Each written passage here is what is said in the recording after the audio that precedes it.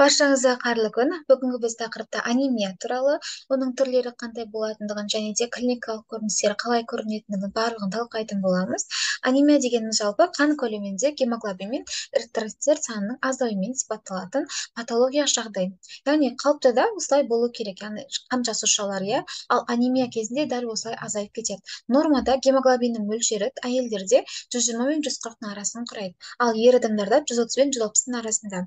Ал эритроциттердің саны 309 пен 407 арасын құрау керек. Егер бұл жоғарылап кететін болса, эритроцитоз деп аталады, ал төмендеп кетуі эритроцитопения. Яғни осы гемоглобиннің және эритроцит санының төмендеуі анемия деп аталады. Енді этиологиясы бойынша оның көптеген себептері болады. Ең біріншісі қан жоғалтуға алып келетін жағдайлар. Яғни асқорыту жолдарының аурулары, мысалы асқазанда, 12 және ұлтабар деп жатамыз. Соның эрозиялары, жаралар болғанда, рак болған кезде, геморрой болғанда, мысалға созылмалы қан кетулер болады, дефекация кезде қиындағанда, өңеш аурулары болған кезде, варикозы кеңеюлер, мысалы бауыр циррозы деген нәрсенің бір көрінісі, тікішек веналарының варикозы кеңеюлері, өңештің кеңеюлері байқалады. Енді бүйрек аурулары кезде макро және микрогематуриялар. Яғни гематурия деген қандағы эритроциттердің зәрге шығып кетуінен болады. Шумақшалық бұзылыстар болған кезде гломерулонефрит ауруы деген бар бүйректе. Сол зақымдалатын болса, эритроциттер ағзадан шығып кетіп отырады. Сондықтан да адамда қан аздық дами бастайды. Одан бөлек ода бүйректе тас болуы мүмкін. Инсептус ауру тас тұрған жерді зақымдайды, тіндерді, содан қан кетулер болуы мүмкін. Одан бөлек бізде бүйректің бір қызметі эритропоэтин жүйесі бойынша ол эритроциттерді өндіруіне, қан жүйесінің жасалуына қызмет ететін болғандықтан бүйректің кез келген аурулары созылмалы түрде осындай анемияларға алып келіп жатады.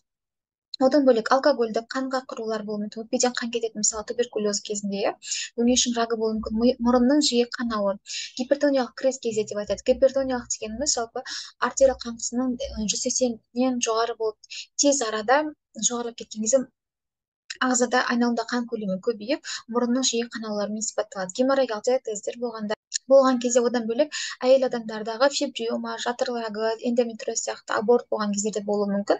Донорлық бойынша қан тапсырған кезде онымен бірге темірдің 250 миллиграмм мөлшері кетеді. Одан бөлек ағзада құрттар болатын болса, яғни гельминтоз. Сосын ағзада темір болғанымен оның сіңілісі бұзылуы мүмкін. Мысалы асқорыту жолының аурулары, өткен темір асқорыту жолдарында, асқазанда сіңетін болатын, оның бір аурулары болса дұрыс сіңбейді. Одан соң бізде шайге құмар адамдар болады, шай ішпесе тұра алмайтын, вот соларда да анемиялық жағдай кездеседі. Өйткені оның құрамындағы танин деген нәрсе темірдің сіңіруін бөгеп тастайды. Қалқан тірес аурулар, гипотиреоз кезінде де осындай анемиялық жағдайлар кездеседі. Өйткені ол темірдің сіңіруіне қатысатын болады. Темірдің көп мөлшерде жұмсалуына келетін жағдайлар, уланулар болғанда, рак болғанда, жүктілік және лактация кезінде, яғни жүктілік кезінде әйел адамдағы гемоглобин мөлшерінен баласының гемоглобин түзіледі. Сондықтан да жүктілікке дайындалу керек. Лактация кезінде дәл солай. Организм тез өсіп кететін болса, және темірдің жеткіліксіздігі, яғни көп балалы анадан туылған кезде болуы мүмкін, немесе темір тапшылығы бар анадан туылған кезде балада анасына жетпеген гемоглобин баласында жетпейді, яғни баласы да анемия болып туылады.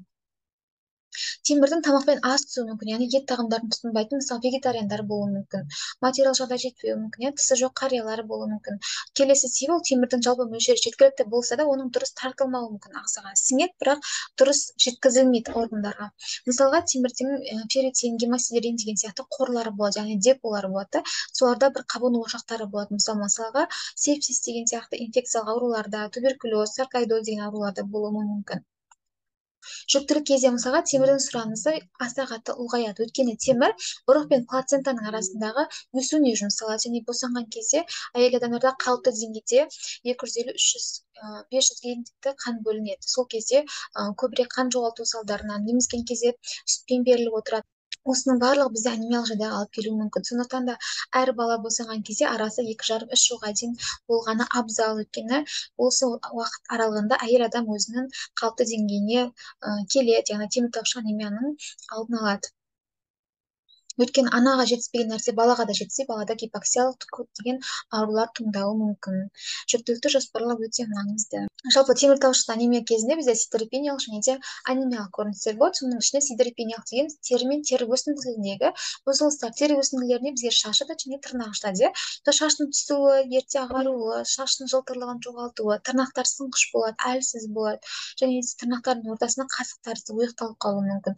Одан соң ауыз қуысындағы стоматиттердің жиі шығуы, шығуы.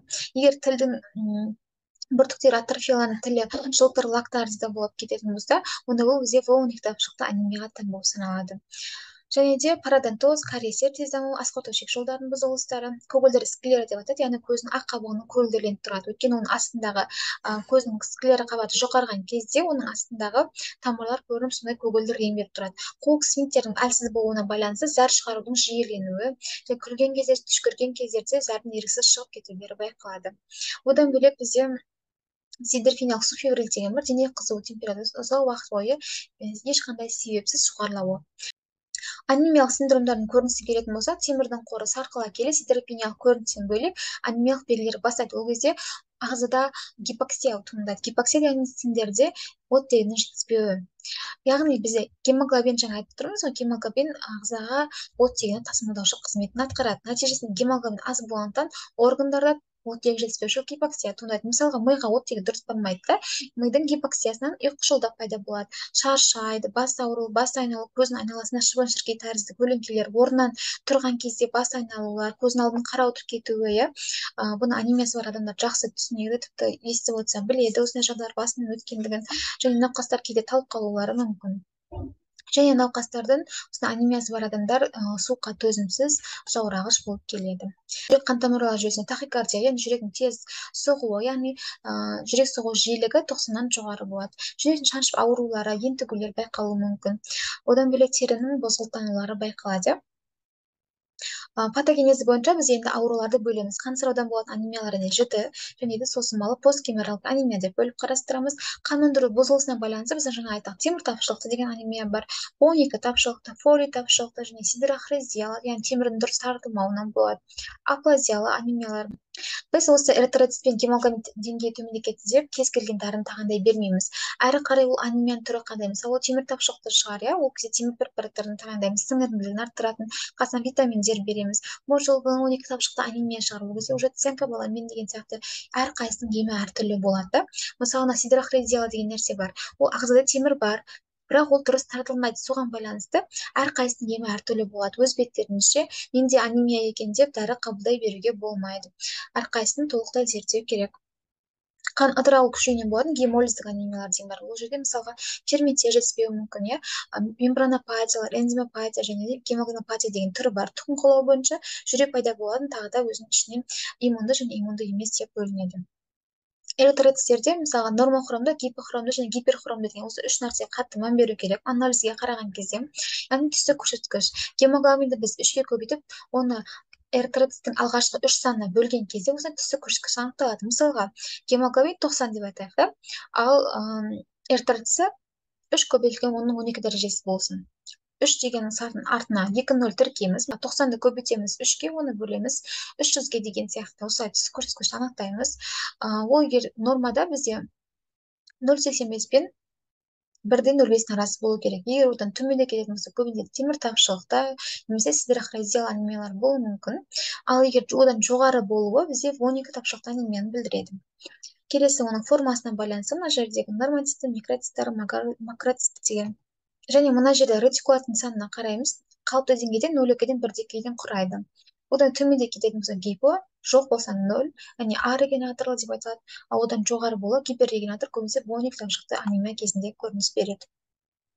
Және қан жасушалары B12 тапшылықты кезде эритроциттердің мөлшері өте үлкен болып кетеді да, и мегалобласт анемия туындайды. Бірден дамыған болатын болса, жіті анемиялар болуы мүмкін, жарақатталу болуы мүмкін, ал созылмалы деген бірінен асқазан жолдарының аурулары болуы мүмкін, геморрой болуы мүмкін. Сондай жағдайлар бізде созылмалыға жатады. Және ең маңызды нәрсе, анемияны біз бөлеміз дәрежесі бойынша. 100-нан 90-ға дейін бізде жеңіл дәрежелі анемия, ауыр дәрежелі деген бар, және орта дәрежелі деген бар. Орта болатын болса 90-мен 70, ауыр болатын болса 70-тен төмен болады. Тіпті 50-ден төмен болатын анемияларда кездеседі, ол кезде қан құю керек. Бүгінге осындай анемияның түрлерін және де оның клиникалық көріністерін талқыладық. Келесі тақырыптарда темір тапшылықты, B12 тапшылықты анемияға жеке тоқталатын боламыз. Оның емі қандай, түрлері қалай және де қалай ажыратамыз деген сияқты сұрақтардың барлығына толық жауап беретін боламыз.